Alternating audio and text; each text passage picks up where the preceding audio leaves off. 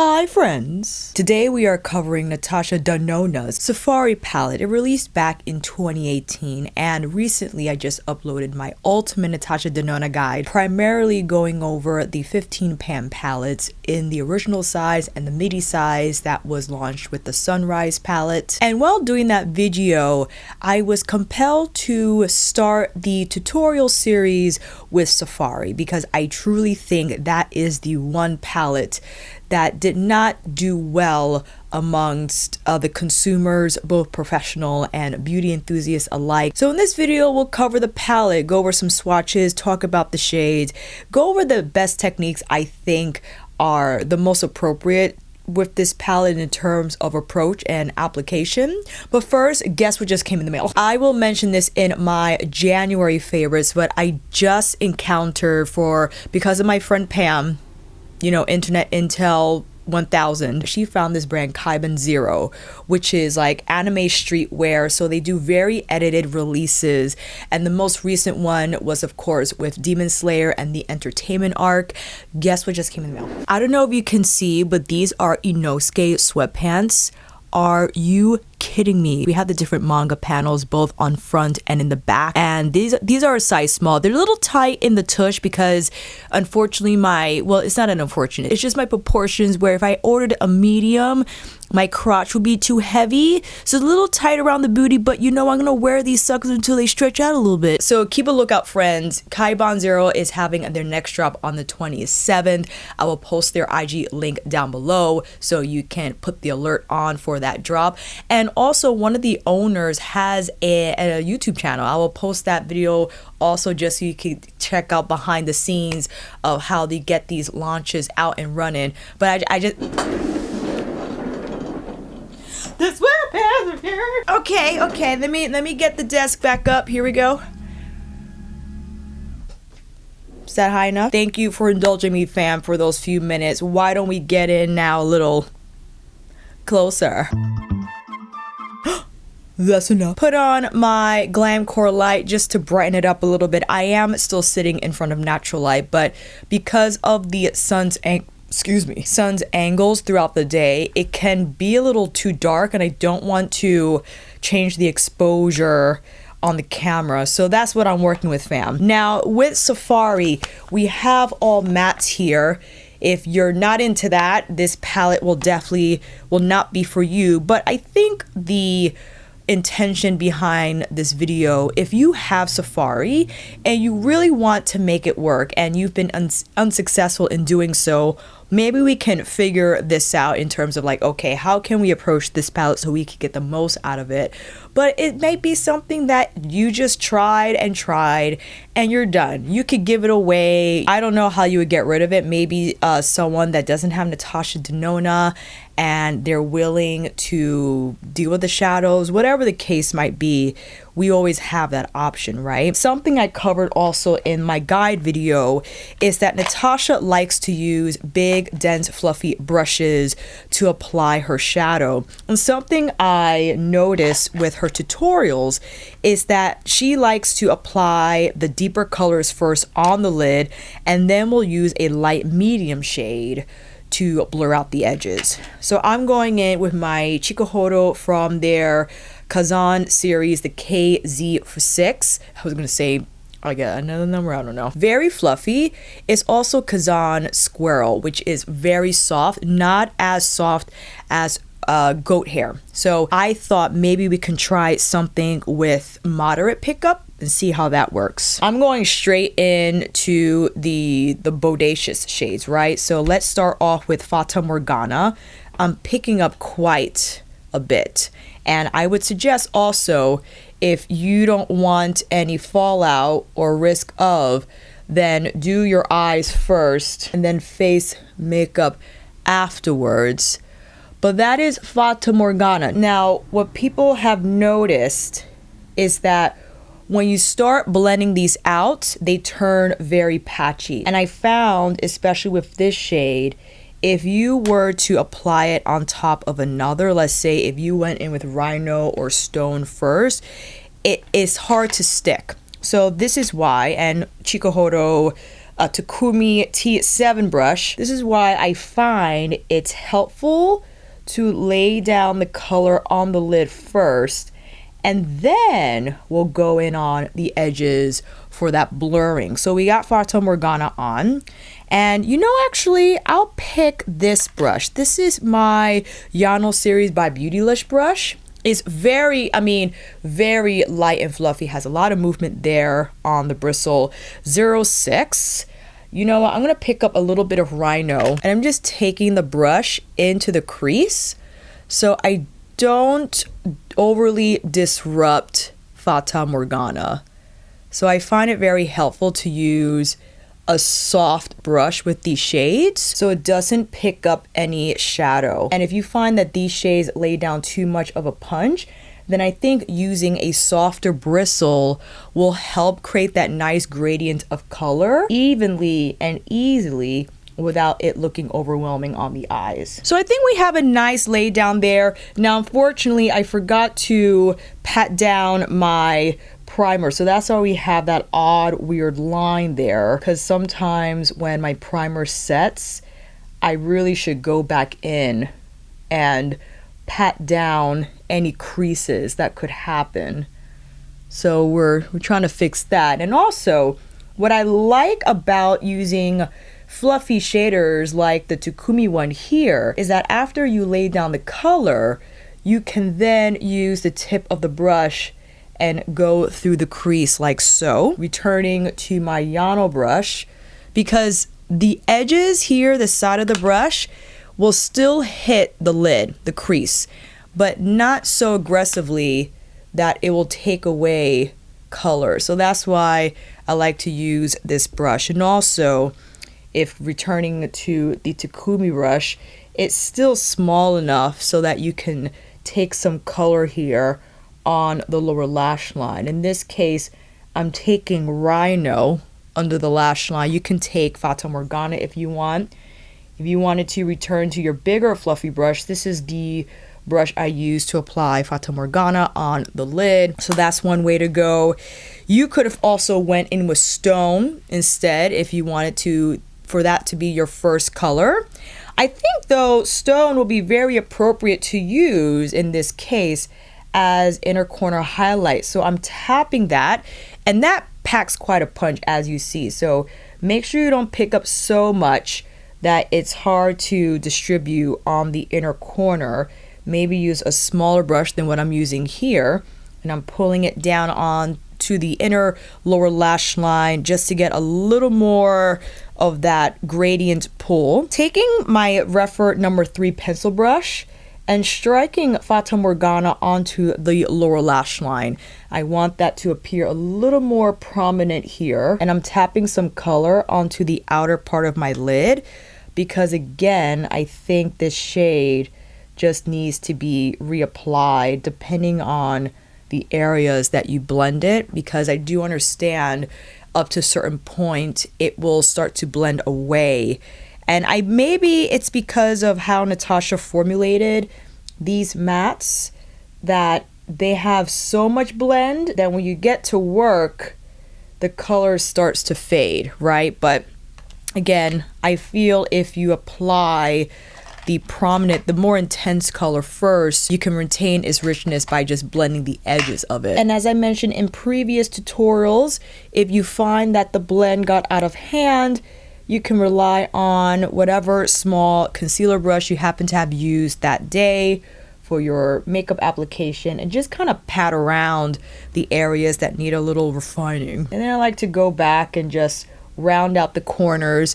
You can make it round, you can pull it out more to a point, so that really all depends on your personal taste when it comes to blending out your eyeshadow. I do enjoy Stone as being the prominent highlighter shade here. I think it's different, especially when encountering all mattes, that you don't necessarily have to use a shimmer or a metallic shade to apply on your inner corner, as long as it provides that lightness and color contrast to what's happening on the lid. I think it definitely can deliver a highlighter effect even though it is a matte texture. All right, so that is one side. Now, if you wanted to explore maybe layering more colors, if you wanted to approach this for instance, if you love to apply a medium shade first, then why don't we go in with Savanna? And this is a goat hair brush. Specifically, it's my Refer number 16. This will have a lot more pickup than the squirrel hair brushes that I used prior on this eye. And it will also have a more aggressive blend. So if you're looking to really move around these shadows, then I would totally suggest using a goat hair brush. Now, as you see here, this is more of a muted olive shade. It doesn't have the same teal color and depth as Fata Morgana. This is Savanna, an awfully lovely shade that I think you could wear on its own if you just want to like that light dusting of the color. You could also place it on the lid here, whether you use the side of a blender brush like I'm using here, or you pick up another brush that's flatter on both sides, and you can lay that color all over the lid. Now, let's say you wanted to use Fata Morgana to add intensity. I personally wouldn't, because it's just not going to stick. You will be frustrated in discovering that the color adherence is not that potent, especially because when you look at these shadows, they have quite a lot of kickback, and I think it's because they don't have the same grab as a lot of her other creamy mattes do, like the ones found in Star Palette or even Biba. These have a little more slip to them, which is why I think people had trouble layering them successfully. What I think will be nice to go in with though is Tamarind, and I'm picking up my Chikuhoro Z series brush. I believe this might be the 11. This is Gray Squirrel, which again will lend a softer blend, a lighter pickup than goat hair, and I think ideal, especially if we're going over another shade. It's not going to overwhelm the lid with color and just lay down the right amount. So if you wanted, you can create this gradient using Tamarind on top of Savanna instead of going in with Tamarind first. So you could have done Tamarind through the crease and then Savanna after. That would have been a nice gradient as well. Or if you wanted, you can tap into Rhino and use Rhino all over the lid as the prominent shade, and then Savanna being the prominent crease shade. You could go that route as well. Let's do Savanna here on the lower lash line just to tie everything together. And to shake it up, why don't we go in with Aya as our inner corner highlight shade. So this is a light beige, and I think a great pairing with Savanna, because even though olive, I feel more neutral than Fata Morgana, because this is like teal blue. This is a little more grayish olive, and I think pairing the beige color with this eye is a good way to go. All right, let's apply some lashes and I'll be right back. Here's a shot of the final look. I slapped on some Chandelier Luxe lashes in the style Ariel. I know these are not mind-blowing looks, but I do think it's nice to have an all matte gradient eye with these particular colors that are not necessarily the browns and the blacks, the neutral grays or what have you. It's nice to have the teal and the muted olive as choices here if you wanted to create an all matte eye, and to fully commit to the smokiness but still have a little bit of character because of the color. I think is a nice change or way to go, especially again if you just wanted to change your palette a little bit. And as I had mentioned during the demo, I think the best approach in getting the most out of these mattes is to apply the deepest one first on the lid and use a very soft brush. One, for instance, to make the comparison again between the Yano series brush here that I use for this eye and the Refer number 16 that I use to primarily slap on the where is it? it was hiding under the palette, that I used to slap on Savanna on this eyes crease. This is made out of blue squirrel and this goat hair, and you can see just from how they move, you will get a lot more flow and movement from the Yano series brush. Again, I think essential if you want to lay down just the right amount of color and have control in terms of the intensity, right? You can then dip in to the pan as many times as you think necessary to get the color richness you desire without over manipulating the color that's on the lid, which I think we did successfully using the much lighter, very tapered brush from the Yano series design, versus the Refer one is tighter packed. It doesn't have the same flowing glide as Blue Squirrel, but I think just fine if you wanted to get the majority of the color through the crease. And then we picked up a fluffy shader that has enough movement on the tip if you wanted to bring it through the crease to manipulate color there as well, that we used that brush to slap on Rhino on the majority of the lid. And something I also recognize from Natasha's makeup technique is that she loves to layer and rely on different shades to create a multi-dimensional eye. So don't feel like you have to stick to one color. You could have just used Savanna all over the lid as well, the crease, but I thought it was nice that we introduced Rhino into the mix and then used Aya as our inner corner highlight shade, this light beige matte instead of Malia if you wanted, or if you could use Stone again. We use Stone here on the inner corner, and I thought that was a lovely gradient paired with the teal color from Fata Morgana. So this is the first demo. What time is it? Okay, I might have time for one more before class. Otherwise, let me teach class and then come back because I want to do 4 more looks getting into the warmer violet shade. So stay tuned, fam. This is the first round, and when I'm done teaching, I'll be right back here for some more eye looks. We're back from class with a little lunge, little hold at the bottom.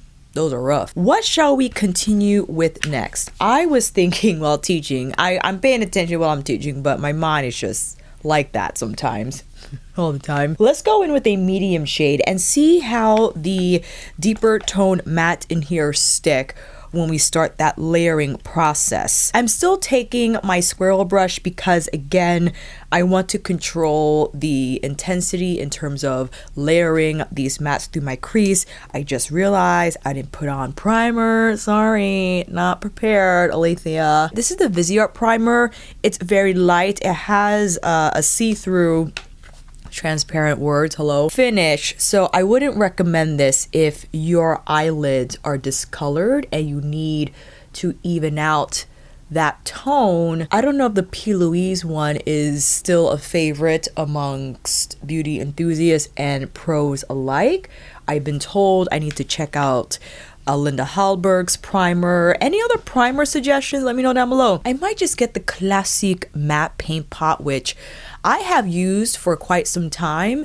I know a little drier than like this primer, for instance, but it's just easier to slap on, especially when you're doing multi-looks like I am. And from last time, I must remember to pat down any creasing that happens.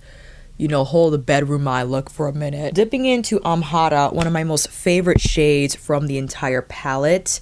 It has just a beautiful coral terracotta hue. And again, I'm using a squirrel brush because this color packs quite a punch. But I would argue that you could use a goat brush for a little more of an aggressive blend. So if you want the pigments to move more, then you can switch, or perhaps start with a goat hair brush, and then if you want to further feather out the edges, then you can move on to a squirrel brush. But you see now with the goat brush, that kind of, you know, got to move in a little bit more, whereas the squirrel brush had just a softer blend. So that's Amhara. I love this color by itself. Through the crease, on the lid, lower lash line, and done. But as I had mentioned, wanted to further explore other shade options here. When I was using this palette, especially around the time when it first dropped, I love to combine Amhara and Masai. Masai is this more orchid shade, like a violet orchid shade, and I like to tap it on. So what I noticed, when you want to grab as much intensity as possible from these shades, that to tap on first and then lightly feather out the edges when it moves, or rather they move closer to the crease, is the best way to ensure that these shades stick, right? And to continue on this gradient, we have Masai on the outer corner, Amhara through the crease for that rich terracotta coral hue. To follow through, I like to go in with Lotus, definitely now with the squirrel brush, on the very edges of Amhara, because now I don't want to overwhelm Amhara. I just want to introduce a light dosing of Lotus, and I think that's such a great addition, especially if we want to build color richness here. If you feel you need more Amhara, you could go in through the crease with your goat brush. And something I failed to mention, my apologies, definitely your eye shape and size will determine also what brush you would use. If you have smaller eyes than me, you wouldn't use a brush this size, right? Because it'll just be too big to get into your crease. I would recommend something like this, a very thin candlelight shaped brush, or the Refer 15 or 14, same shape, just a smaller brush head size altogether. So if you scale it down, it will fit better in your crease and will have better contact with your lid. But again, I just love this combination, and tapping on Masai, I feel ensures that colors don't muddy up. When you start blending and twirling and swirling, I think that's when you could run into problems. But I understand if you're used to that technique approach, totally. So just to continue on here, I'm going to go in with Masai here on the outer, I'm going to do outer fourth. I think that's a good way to go. A little bit of Amhara on the tip of this brush. So didn't pick up a whole lot, just enough to feather the edges. Desert Date, I think, is a great rhymes color to place on the lid. You could go all the way with Masai if you wanted to stay consistent with that shade. I'm taking Desert Date on the rest of the lid that doesn't have any shadow, and again tapping that on where there's no shadow and pulling it in over Amhara and Masai. And I think this is a lovely gradient, also a nice color to add into the mix with the violet hue from Masai and the terracotta hue from Amhara. If you wanted, you could tap in more Masai over the edges here, and that's really nice to again build that gradient just so it could look more cohesive. I'm taking my Yano series brush without any product, because I'm just feathering the edges here. Again, a light wispy touch to just pull everything together. My Kolinsky brush, again, as I had mentioned, you can pull in any of these shades here. So let's go in with Malia. Definitely much lighter than what's being put here. If you want something more beige, then you can go in with Aya. So I'm actually mixing the two, but see how that presents such a contrast to what we have on the lid and crease, and how it can serve as a highlight shade when you tap it out and blend the edges. I think very appropriate to add to these looks. I think something to consider also if you wanted to introduce another shade, for instance Voodoo. Voodoo is a deep eggplant matte that you can definitely place on the lash line here. Now keep in mind, we already have a lot of matte going on, and I feel it just does not stick like it would if you were to, for instance, apply on the bare lid with the primer, which you will prioritize its longevity since that's the only matte on here. So if you wanted to do Voodoo, well, I think we should just commit to this shade from the get-go. So with that said, I am looking for my Lotus Worker. Now with Voodoo, and we are just tapping right on the outer corner. Just going in straight out of the gate. I'm tapping in and under the crease. I don't want to bring it up too high, as I would like to blend out those edges with another shade, because we already used Amhara Masai. We could go Thorn. Look, it could be really like a deep type of an eye going on here. Taking my Wengas number 4 with Thorn, and I'm pulling that color through the crease and making sure I'm not going over Voodoo. I just want to graze the edges here, but I think this is a really nice combination to have the warmer brown with that eggplant shade. And why not? Let's pull this one out a little bit, unlike what we did with the previous eye looks. And if you see that Voodoo kind of blended away a little bit, I just go back in and tap where I need to introduce more color, go back to the Wengas number 4, go over the edges again, but this time staying a little higher here. And you probably could have also went in with Tamarin, which why not? I'm going back into my Chikuhoro Z series brush and just lightly grazing the edges of Thorn to have a little bit of like mustard influence in terms of the color. That's really nice to go with. And I'm also taking the tip of my Lotus Worker with the leftover Voodoo shade here and just pulling it through the crease again to ensure that depth remains. Now, as you know, aubergine reds, you could go in with Tribe, this beautiful red, like it's a warmer orange red that I think really nice to place on the lid here. So I'll go back in with my Chikuhoro Takumi brush, pick up some Tribe and tap it on the inner part. So this definitely gives me Bronze Seduction vibes, right? Like this will be Blitz Flame and Voodoo will be Extreme Aubergine. But I would say because of the more corally orange undertone of Tribe, this is a little warmer for me, but I love that. I think it actually makes it a little more daily friendly because it's matte and because of the warmer undertone that exists here. And whenever you're layering mattes, I just think it best to go back and tap in the color that you want to again present as the prominent deep shade here. So I went back in with Voodoo and tapped around the edges of Tribe so it could be a smoother gradient from this color into the red coral. And why not? Let's go in with Desert Date. We used Desert Date actually. Did we use Desert? Yes, we did. We placed it here on the lid, but why not? Why don't we take the smaller shader brush and create this really nice gradient? Desert Date into Tribe, into Voodoo. I think really nice as a different option to go with, especially with Tribe. And again, if you see the red is disappearing, just tap back more and keep building until you are at the level of blend you're looking for. Going in with Voodoo now on the outer edge here of my lower lash line. I'm taking Thorn all the way through. So for the inner lower lash line, I think I'm going to go in with one of these here.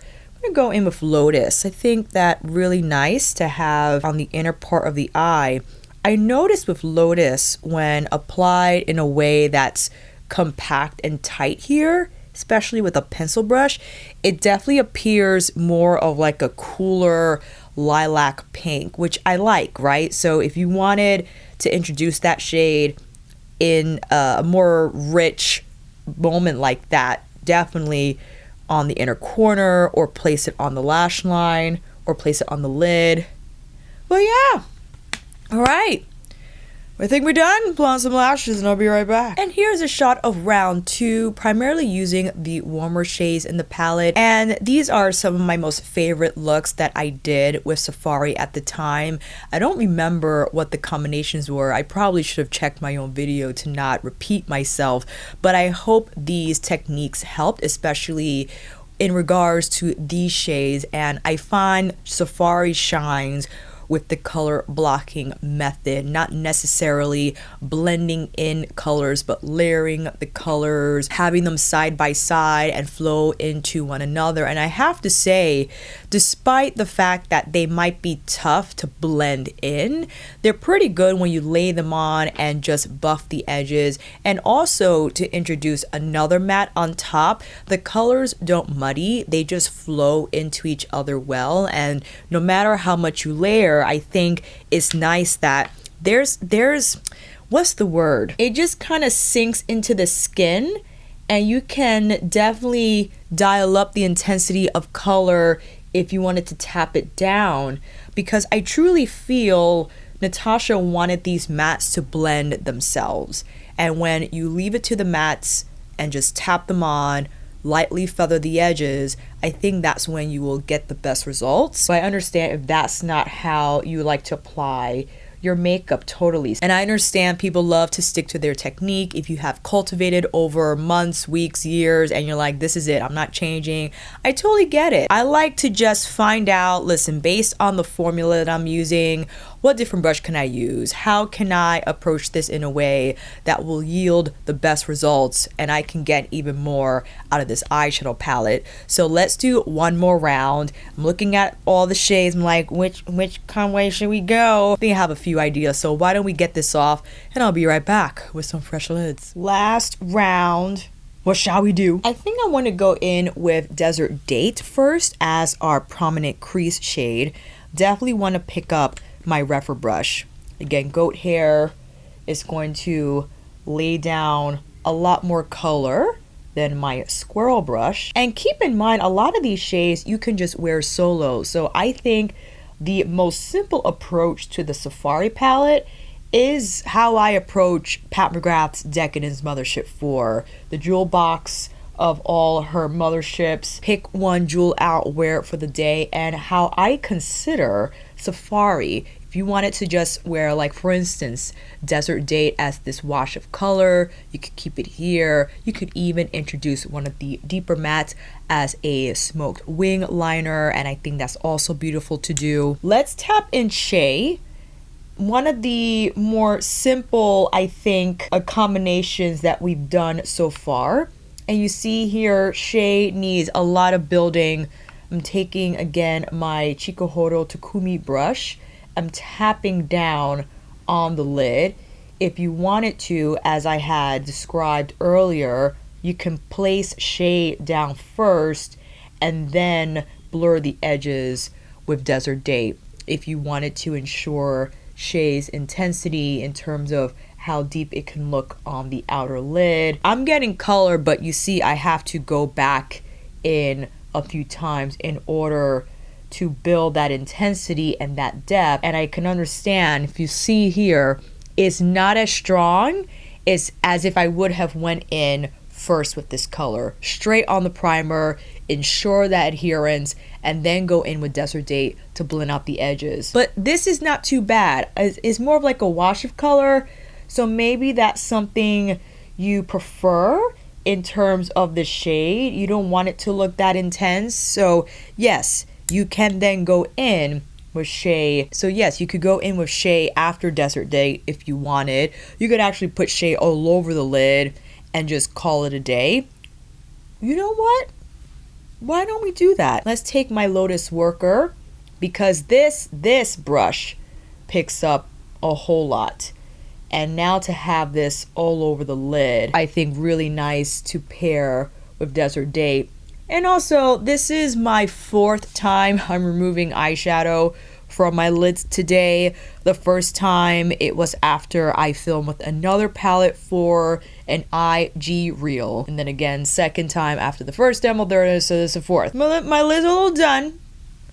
They're a little cooked. So something I usually encounter at this point of eyeshadow application and removal is that my lids, I have to put on much more primer, right? So you see there's a little spot there.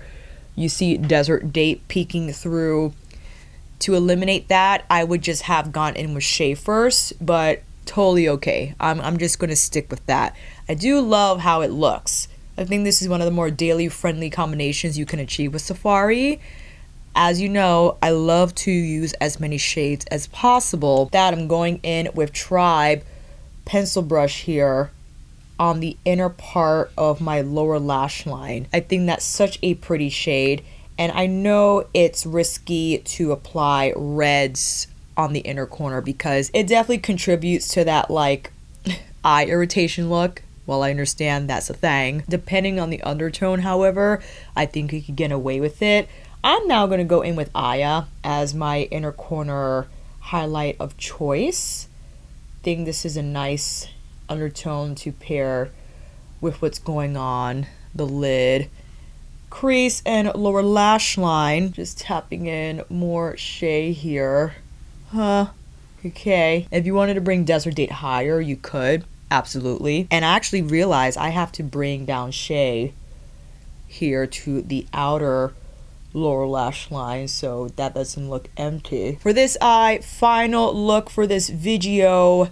You know what? We haven't went in with...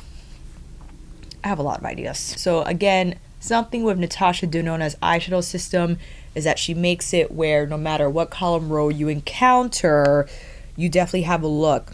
I think, however, Safari is set up a little more different. Because yes, you could go down this column, but it'll just be the shades. Depending on your skin tone, that will definitely just be all highlight shades or medium shades. For me, it would just be far too neutral for a look to appear impactful. But I think, how about we challenge ourselves to this column, right? So we have Fata Morgana. We've seen that in action. It packs a lot of punch. Maybe that'll be a liner moment. We have Thorn and Amhara. So how about we do Thorn first all over the lid, Amhara through the crease, and then do Fata Morgana as a wing liner. As we had learned from Shea, going in with Thorn first on top, right on the primer. We don't want to layer on Amhara first. I think that will be a bad move. I mean, not so dramatic. Not the best move if you want Thorn to really show its true hue, which is just a lovely, like, warm brown. Definitely warm in undertones, like a yellow brown. And then again, enjoy using these fluffy shaders. Once you get the majority of the color down on the lid, you use the tip of the brush to spread the color through the crease. Grabbing now my Wingos Number 4 brush in with Amhara to strike that color through the crease to then blend out edges of Thorn. So now we can make sure Thorn stays intact, okay?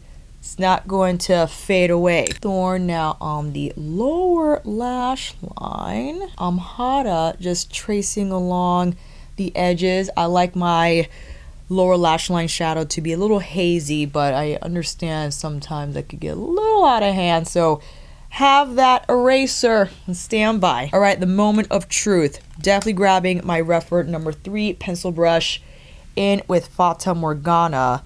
And I'm tapping that here on the outer part of my lid. Now I know this might be a strange combination, but introducing this matte teal shade to such a warm backdrop, I think quite nice. It's something different and a way where you can just challenge yourself and explore the different possibilities that Safari holds. Because it's okay to make mistakes. It's okay to try looks that you're not crazy about. But if it's a possibility that you love it, then you wouldn't know until you actually dive in and try the colors out. And it looks to me that it's working. I know it's very avant-garde to have this teal wing shape here. And I always mess up the angle. I always bring it far too low. But I think it's okay. We definitely can save this. Salvage the shape. Again, I like to tap in on the parts that I feel need a little more color and use light flicking motions to refine the shape a little bit. Let me grab a flat brush. So this is my Esam T43 brush. I'm wiping it because I did use this to apply my primer. And I didn't want the primer to mix with the concealer. So I'm wipe that, put a little concealer in the back of my hand. So now I can just feather a little bit of this cleanup action. And I think that's going to help the wing appear sharper. Definitely something you can use if shadowing is not your thing. you don't have to actually shape it by yourself, but you can use concealer to shape the bottom so it can appear flatter. Using my pencil brush again, wiping that so that I'm taking Thorn and now just carefully brushing that under the wing so it can appear a little smoother. And you know what? I think I'm gonna go in with Stone. I'm just gonna go in with Stone. We haven't used that as a highlighter shade since the first demo. So this is definitely going left field in terms of the colors we have. We've got Super Warm here, and now all of a sudden introducing that teal matte on the lash line and like a cool, like a bluish gray on the inner corner. Just a little more shmoo blend here through the crease. All right, lashes, and I'll be right back. And here is the last shot of our final demo. I am really liking Fata Morgana as a wing liner. Now proceed with caution when picking up this shade with a smaller brush and tapping it on, whether it be for wing liner, shape, or on the lid. You will get fallout because this matte packs quite a punch, and it definitely has one of the most fallout tendencies out of the other mattes in the palette. And on the other side, fairly simple. If you wanted to introduce another shade, we did Tribe on the inner lower lash line. Just that pop of red, I think, adds a little more vibrancy to an overall warm neutral look, even though Desert Date has more of like a mandarin yellow hue to it. It's not exactly orange and not exactly yellow. Definitely more orange leaning than, like, let's say Carnelian that's in Sunrise. So, and again, if you want to ensure the most bang from your matte buck, make sure you tap on your deepest matte first, right on your primer, and then dust the edges with another color. I think that's the best way to go. If you want to apply a medium shade to the crease first because that's easier for you, I get it. I would then tap on some more primer on the lid if you want to make sure these mattes really show up. This definitely looks patchy because, again, I might have not applied enough primer. I applied Desert Date first, and because of that, shade didn't have so much to adhere to, so I have to keep adding it on. But from here, you know, it looks fine unless someone's going to inspect your eye. If you're doing close-up eyeshadow shots, I understand where that can be an issue. But for the most part, I think all the strategies that we covered in this video hopefully will help you navigate Safari better. Maybe this inspired you to try it again, or maybe this is just something that I thank you for watching and you're like, Alicia, it just does not work out for me. I totally understand. But I invite you also, for those that revisited Safari, you discovered different techniques that you feel work best with this palette, please share those ideas down below. We would love to hear how you approach the palette, your different color combinations, and I will continue our Natasha Denona tutorial series. Don't know which palette I will hop into next. Unfortunately, I won't be able to do so until next week. I am going to Bay's house for the weekend, so I wanted to film this here at my place, get to editing at his place, and hopefully drop this video Sunday? I think that's a good time, but it is Demon Slayer Sunday, so I gotta make sure I get my work done on Saturday. So that's the plan, Alicia. Stick to it. With that said, fam, I will see you down in the comments. And until then, that is a wrap. Thank you all so much for watching. I hope this video helped. And if you like this video, please give it a thumbs up and maybe consider subscribing to my channel. And until then, I will see you on here again with another review tutorial. Natasha Denona extravaganza, monthly faves, or a KaibanZero try on. Take care, and I will see you again soon.